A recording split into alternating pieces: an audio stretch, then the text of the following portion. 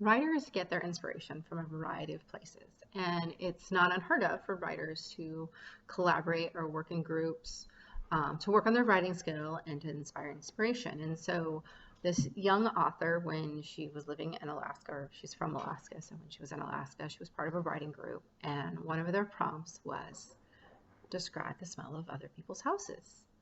And she turned it into a book. Um, or it became a book for her, I should say. So, The Smell of Other People's House by Bonnie Sue Hithcock um, is an interesting tale. It's really not just about the smell of people's houses. It is, you walk into someone's house and it has that warm smell and that warm feeling, versus if you walk into someone's house and it's cold and it's harsh, and it describes so much more than just the smell, but the characteristics of the setting and the tone of the person who lives in that house.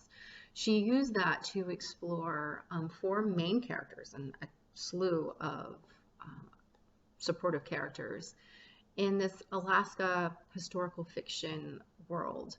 Um, and kind of as you're reading it, you're like, okay, what's the point? Where's this book going? And it evolves into being something so much bigger than any one of their stories. And so it follows the story of Ruth, who unfortunately has made a bad decision that's led to some harsh consequences. And she's being raised by her grandmother with her little sister, and people in the community look down on her.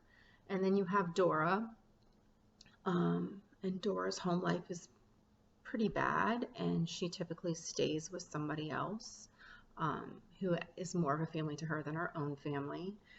You have Hank, who is, him and his little brothers are in a bad situation, and he is trying to get them away and provide something more safe for them. And of course, things go wrong. And Alice, and who, when everyone looks at Alice, they think everything's fine, and when really it's not. And these four teenagers, their worlds collide together, and they help each other out.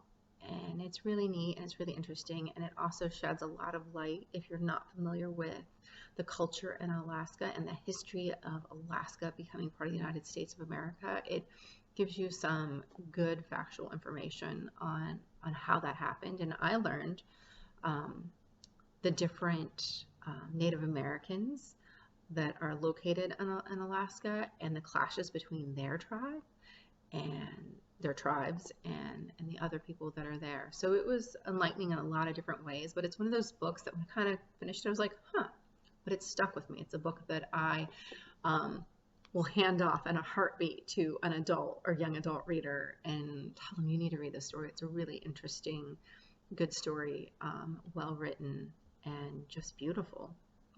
I would describe it as a beautiful story of human nature and what we're capable of. Please read The Smell of Other People's House by Bonnie Sue Hicks.